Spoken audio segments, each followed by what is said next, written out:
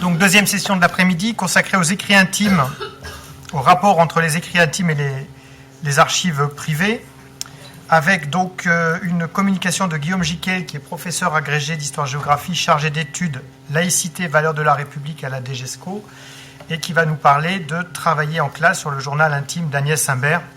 Donc Agnès Imbert, vous avez déjà compris de qui il s'agissait, puisque Laurent Douzou a déjà placé quelques jalons. C'est une pionnière de la résistance, effectivement, qui participe à ce réseau, disons cette nébuleuse du musée de l'homme, qui se développe à Paris à la fin 40 et au début de l'année 41.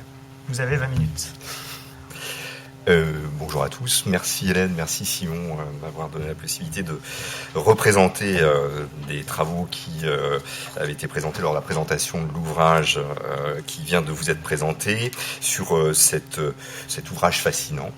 Alors la commande qui m'avait été faite, c'était de travailler un peu sur l'interdisciplinarité, mais des changements sont intervenus depuis, puisque les nouveaux programmes ont été édités. J'avais travaillé sur la première, les premières, notamment les premières technologiques, et ce qui permettait vraiment de travailler le français et les lettres. Là maintenant, au lycée, l'étude de la résistance est passée en terminale, donc c'est un petit peu plus compliqué de mobiliser des enseignants de lettres. Je vais quand même essayer de vous proposer quelque chose en troisième au niveau collège, même si ça va être plutôt quelques pistes. Donc j'ai un petit peu recentré le propos sur une poursuite de la présentation que vous avez faite, Monsieur Douzou. Ça, c'était aussi ce qui n'était pas prévu, les changements inhérents, mais je vais un petit peu prendre le relais. Et puis aussi en rapport avec le sujet du CNRD, 1940, entrer en résistance, comprendre, refuser, résister, notamment avec ce qu'a dit Tristan Lecoq ce matin sur la piste, ou explorer la piste avec les élèves de l'explication des motivations de ces pionniers de la résistance. Donc je vais faire une présentation en 4 temps. D'abord je vais présenter un petit peu la source et puis l'auteur. Je vais aller assez vite puisque beaucoup ont été dit tout à l'heure. Je vais travailler, vous pouvez présenter des ressources aussi et des livres tout simplement sur lesquels j'ai travaillé. Bon, Julien Blanc l'a parlé tout à l'heure, et puis Guillaume Piketty qui a travaillé sur les écrits intimes, notamment sur celui-là. Je vous présenterai ensuite la séance avec les documents. On rentrera vraiment dans le texte niveau lycée, et puis je terminerai en vous donnant quelques petits jalons pour travailler en troisième, cette fois-ci de manière interdisciplinaire, où j'ai travailler avec quelques collègues sur ce qu'ils feraient eux en tant que prof de lettres sur cette écriture qui est quand même effectivement fascinante. Alors, Agnès Imbert, donc présentation de l'œuvre et de l'auteur, le contexte, je vais aller beaucoup plus vite. Agnès Imbert est une artiste, une intellectuelle, c'est une historienne de l'art, elle a aussi travaillé en philosophie. C'est important par rapport aux noms qui vont être présentés tout à l'heure, puisque elle a travaillé avec Marcel Mauss, elle a travaillé au Musée national des arts et traditions populaires. C'est une femme qui est engagée à gauche dès les années 30. Elle dans son activité d'historienne de l'art déjà, elle produit des textes qui sont édités par le Parti communiste. Elle soutient évidemment le Front populaire avec Jean Cassou, on en parlera tout à l'heure. Elle est membre de l'Union des intellectuels français pour la justice, la liberté et la paix. Elle écrit à La Vie ouvrière, le journal de la CGT, et dans le musée des arts et traditions populaires dans lequel elle travaille lorsque la guerre est déclenchée. Elle voulait consacrer une dalle au monde ouvrier dans son musée. Alors pendant la guerre, c'est d'abord une dissidente, résistante, dès juin 1940, on va le voir, jusqu'au mois d'avril 1941, où elle est faite prisonnière, donc elle est enfermée dans la prison du Cherche-Midi et puis à la Santé à Fresnes, ça rappelle ce que on disait ce matin. Elle est déportée et puis ensuite elle travaille au service de l'armée américaine avant de rédiger pendant quelques mois notre guerre. et puis de rejoindre le musée d'art moderne avec Jean Cassou. Elle prend ses distances avec le Parti communiste ensuite et elle meurt en 1963. Alors, notre guerre, vous en avez parlé tout à l'heure, donc bon, c'est 3-4 idées. C'est d'abord un ouvrage hybride, vous l'avez dit, puisque c'est une retranscription d'abord du journal intime, alors sur 2 périodes, hein, juin 40, avril 41. Vous avez passé le dernier extrait du 13 avril 1941. Et puis ensuite, elle reprend l'écriture en avril 45 avec un Cardet Van Fried qui, lui, a été retrouvé. Alors la première partie n'a pas été retrouvée. On n'a pas l'original et donc effectivement ça pose beaucoup de questions sur la rédaction, je vais revenir tout à l'heure. Et puis la deuxième partie du livre, on ne voit pas de différence de style, ce sont les souvenirs de détention, de travail forcé, de déportation. Alors c'est un ouvrage considéré comme exceptionnel parce qu'il a été publié très rapidement et puis il livre vraiment des détails et sur l'univers mental et oui, j'en parlerai tout à l'heure de ça. Bon, c'est une source qui pose question, on en a parlé tout à l'heure, parce que elle a été écrite et livrée sans préface, sans note explicative. On n'a pas la possibilité de savoir si le journal a été publié dans son intégrité, et puis se pose quand même la question de la réécriture après-guerre de certains passages, et ça ne peut pas être tranché et résolu. C'est véritablement une source qui a un intérêt pédagogique. D'abord parce que elle a une expression, elle est écrite dans une langue très directe, parfois très drôle. Le rire illumine le journal, dit Julien Blanc. Je ne sais plus si c'est de lui qu'elle a la citation, mais elle a beaucoup d'humour, beaucoup d'autodérision. Je donne quelques exemples. Quand elle écrit Vive de Gaulle en rouge, elle le tape à la machine à écrire sur un billet de 5 francs qui était blanc et bleu, et elle dit que ça vaut vraiment le coup parce que vu l'époque, on n'allait quand même pas mettre en l'air 100 sous.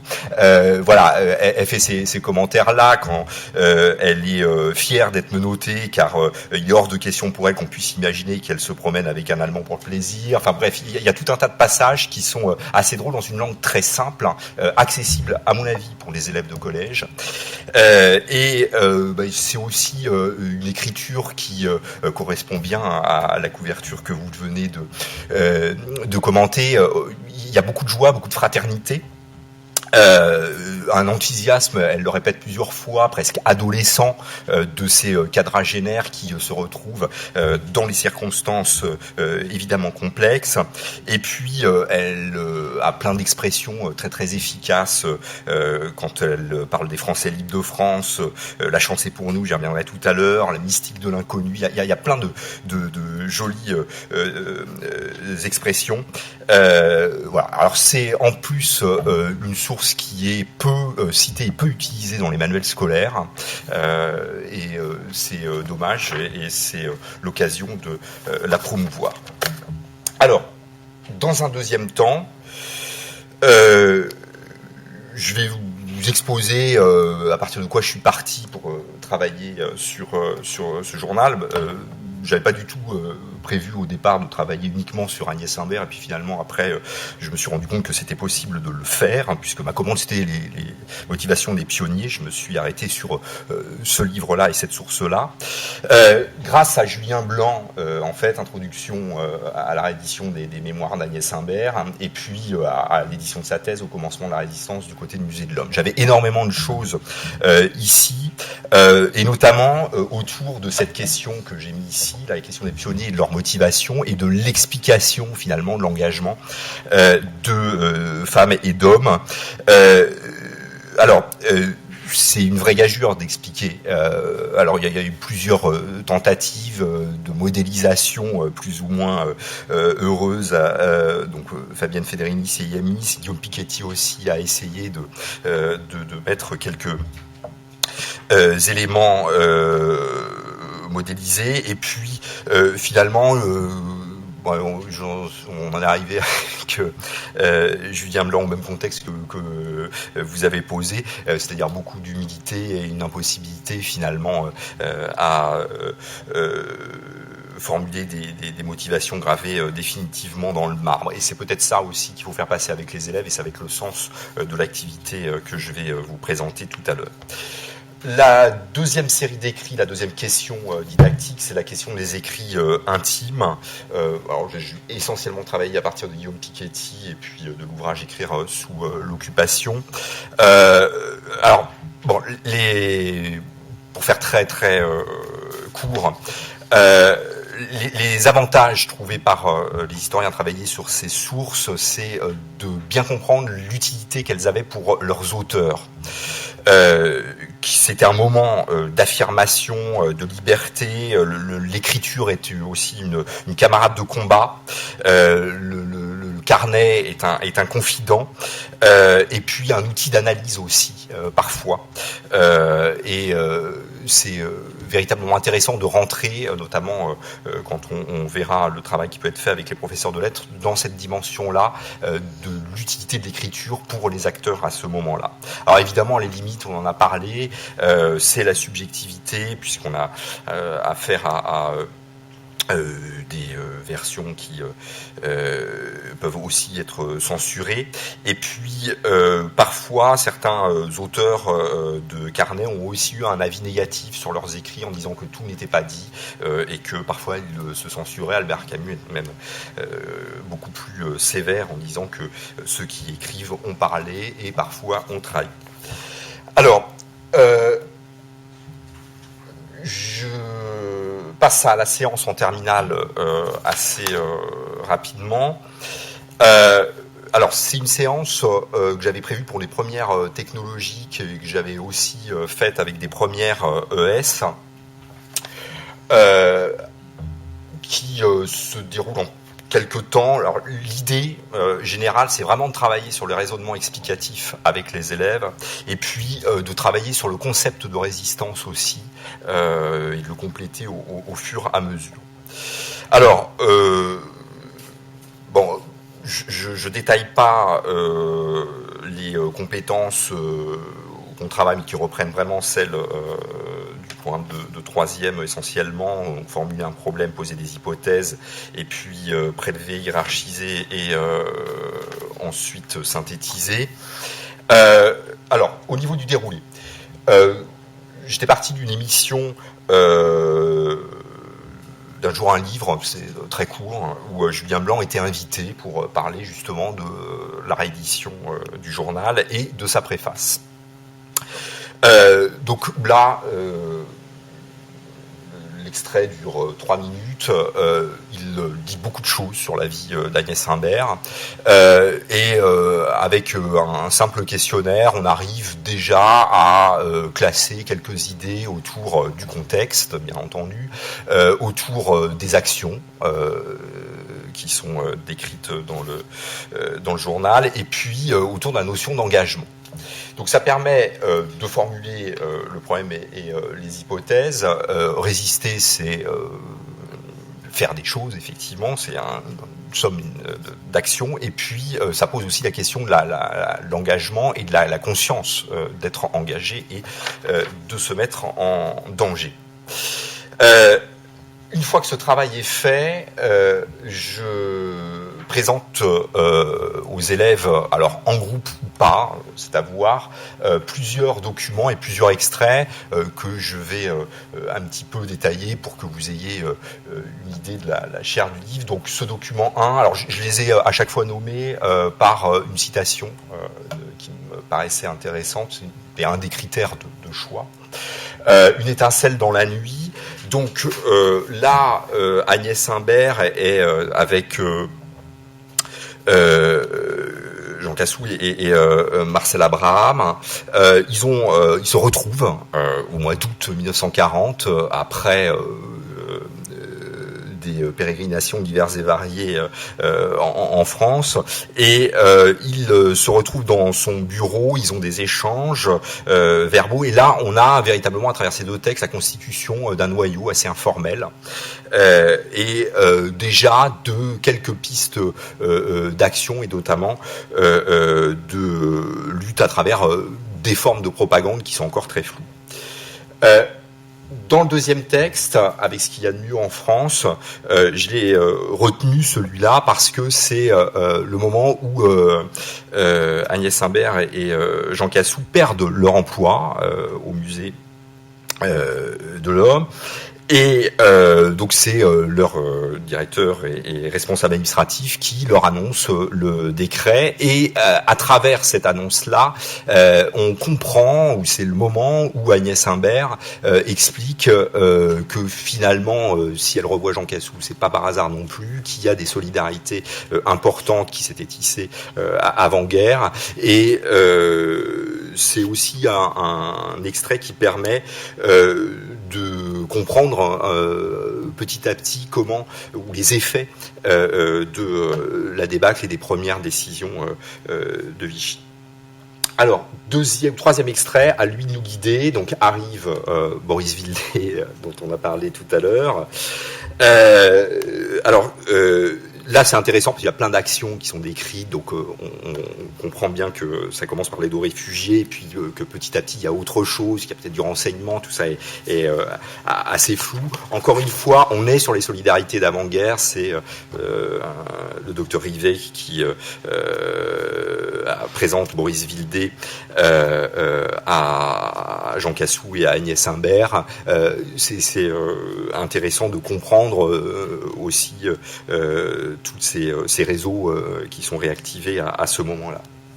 Alors, je ne pouvais pas ne pas mettre un texte sur le journal et le comité de rédaction du journal. Alors, il y a de très nombreuses pages qui sont consacrées à la rédaction du journal, où Agnès Imbert prend part, mais à chaque fois, elle est toujours en retrait.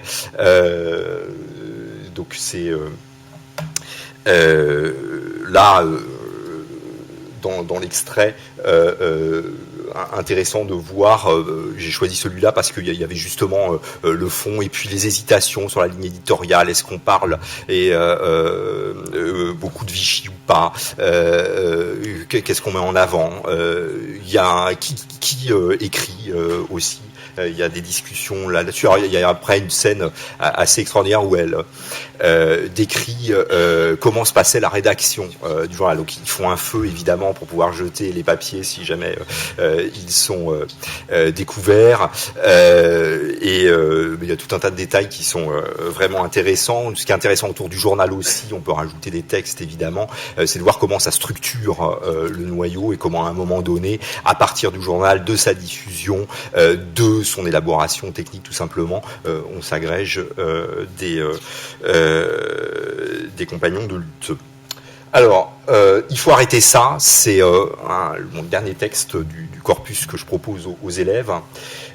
C'est une scène vraiment touchante. Alors, elle décrit plein de scènes de Paris, du métro en particulier, des militaires. Là, elle fait la comparaison entre des soldats, il me semble,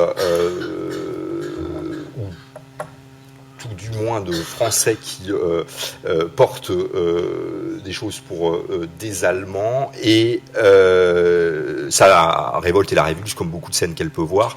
Et c'est une des premières fois dans le journal où elle dit qu'il va falloir tuer. Et qu'elle remet ou elle met sur le tapis des fondements éthiques. Alors, ensuite, très très rapidement, je demande aux élèves donc de lister les acteurs, de mettre en place et de retrouver les actions, et puis après les motivations des acteurs, pour arriver après. Alors, ça, c'est le corrigé. Hop. Et pour arriver ensuite à un schéma qui est... et c'est là qu'on revient sur le le doute et sur l'interprétation finalement et sur l'impossibilité de modéliser. J'ai mis 4 éléments ici, on peut en rajouter d'autres et avec une classe, j'en avais rajouté 5 évidemment. Voilà. Donc ça donne ça, je mettrai évidemment tous les éléments à disposition, ils sont déjà pour certains en ligne. Et puis très rapidement, quelques pistes pour une séance en interdisciplinarité en 3e.